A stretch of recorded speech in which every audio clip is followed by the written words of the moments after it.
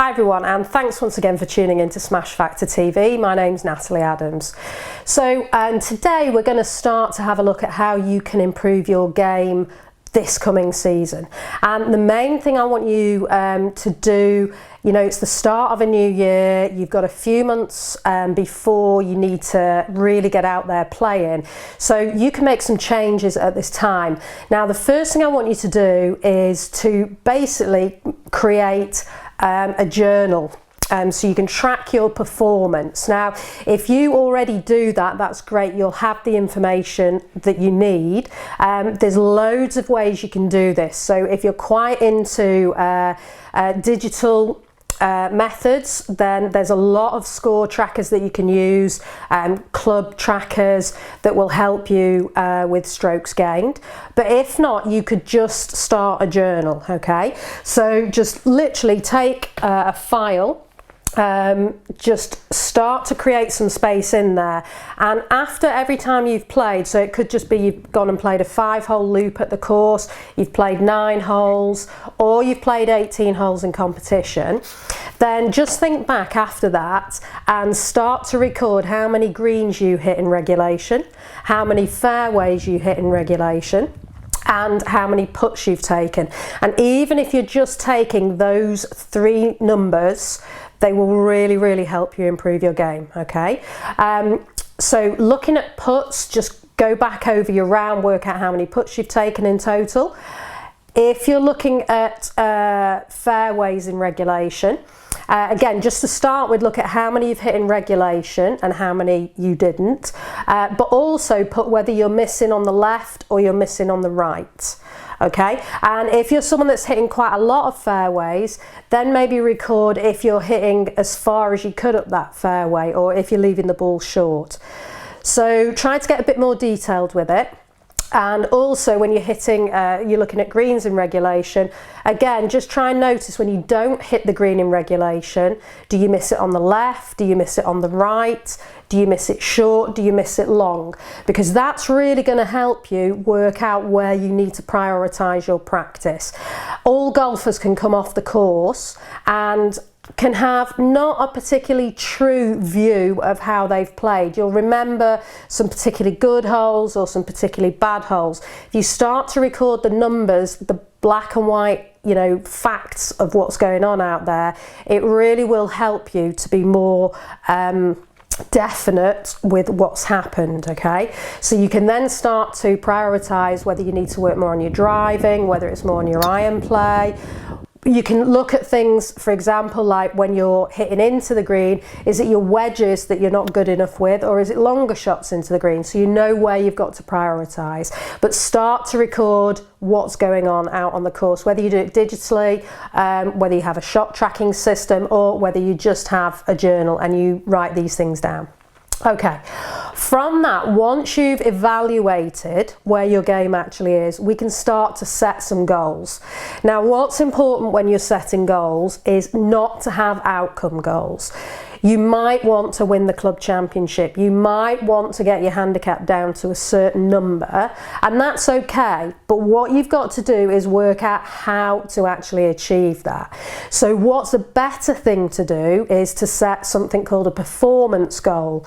So for example, when you've looked at your stats and you think to yourself, right, I do want to get my handicap lower, I want to get my scores improved, look at where it is. It may be you're not hitting enough greens in regulation, okay? So then what you want to do is, rather than say you want to improve your scores and set a score that you want to hit, go for the performance goal of, right, I need to start to hit more greens in regulation. I'm currently hitting this number, but I want to achieve that number. Okay, and then we can work out from there. We can set a process goal. So what you've actually got to do to be able to hit that number of greens in regulation. So if it is that you're leaving your shots short too often, you want to think, why do I leave my shots short? Am I hitting good shots but I'm under clubbing? Or am I not hitting a good shot into the green, so I'm hitting the ground before the ball first, or I'm topping the ball first? Okay, so when you've worked out exactly what it is that's making you not hit that green, so for example, it might be that you're hitting a fat golf shot all the time, Then we can go through the process of, okay, what's causing you to hit that fat golf shot? And then we can start to improve your swing technically so that you improve that fat golf shot and you're not hitting the ground before the ball. And then when you take that onto the course, that will get you hitting more greens in regulation. So very important to set process goals and performance goals. Okay, the next thing I would do following on from that is then learn to practice more effectively. Now, if I'll put a link into the video here on how to practice more effectively, but once you know that process goal, you need to go to the range, you need to work on the bit of technical that you need to improve on. It may be that you go and see your local PGA pro and they help you with what's going on, why you're hitting the shots that you're hitting that's making your stats not be where they need to be. So they'll give you something to go and work on technically, but you don't always want to just be in a technical mindset, okay? You want to split your practice up and practice a lot more effectively. So you need to spend some time just working on improving your movement and improving the technique. But you also need to spend time hitting different clubs at different targets so that you're not just having block practice and just repeating the same swing over and over again. When you're on the golf course, you don't do that. And it's really important that when you practice, you're not just practicing hitting the same shot over and over again. You do need to improve your technique, so you need to repeat over and over for a while, but you also need to practice as though you're playing. So you need to come out of that block practice, that technical practice mindset, and start hitting at targets. So that will really help if you improve the way that you practice.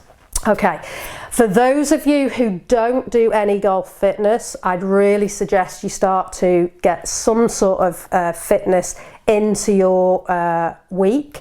Even if it's just a little bit of stretching. If you are someone that goes to the gym, you can incorporate that into your gym routine. So if you're someone that goes to the gym and you have a personal trainer, they'll be able to help you with that. If you don't, there are plenty of books on the market with training programs you can follow. There's plenty of online information and again, training programs that you can follow. So you could start to get that into your week, as well as kind of playing golf and hitting balls on the range. And there's so much information out there, really, there's no excuse not to be doing it, and especially if you're over 40. Golf is a game of power, it's a game of distance, so if you're someone who's not doing this at the moment, there's a big gain that you can make with your golf if you start to introduce it. And especially if you're over 40, you've got to really work on maintaining your flexibility and your strength and your mobility. So, you know, get stuck into that and don't be afraid of it. Just start off with a basic program. Like I said, you can get a book with programs you can follow that will be step-by-step guides, or have a look online, loads of information, or go down to your local gym and find someone who is TPI qualified, which is a Titleist Performance Institute. And they will have more information. You can also look at that online as well. Okay, final thing I'd suggest to do is start to work on your on-course thinking. So I think this is quite overlooked. You'll get a lot of preparation off the course, and then when you're going to go out onto the course, you're not in the best mindset, you're not thinking in a way that's optimum for you.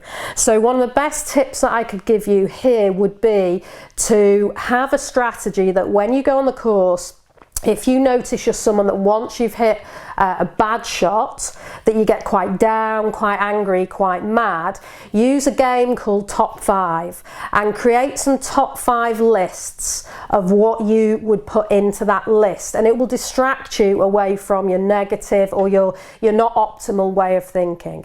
So Top 5 lists could be things like your favourite songs of all time, your favourite restaurants, your favourite films, and start to have that conversation with yourself about why you would put certain things onto the list and why you wouldn't put things onto the list. And remember, you can only come up with a top 5.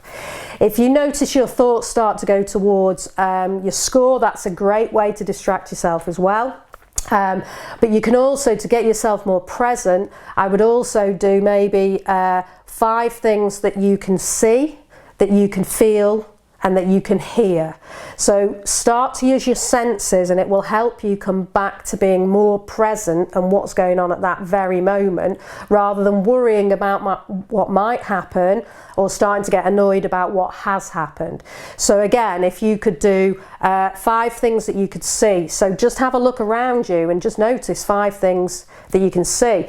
Then have a look once you've had a look around you, then start to work on what you can hear. Try and pick out 5 different sounds, and then also go for 5 different things you can feel, like the breeze, the wind on you, your feet on the ground, anything like that. You know, just it will start to distract you. It will help you become more present and more positive, and really get your thinking back to where it needs to be. So they're my top 5 things for how to get you improving. But the main thing is, with your golf, have fun. It's a game, okay? This is why you play it. So if you find you're getting frustrated, you're getting angry, you're not enjoying it anymore because you don't strike the ball well, do something about it so you get back to having fun and to finding that enjoyment of why you very first started playing. But if you work on those 5 things moving into the next season, or you don't even need to do this at the start of the season, you just need to start. You need to make better habits. Keep taking one habit at a time, adding to it, making it repetitive. You'll really start to improve your golf. It's a game-changing golf tip.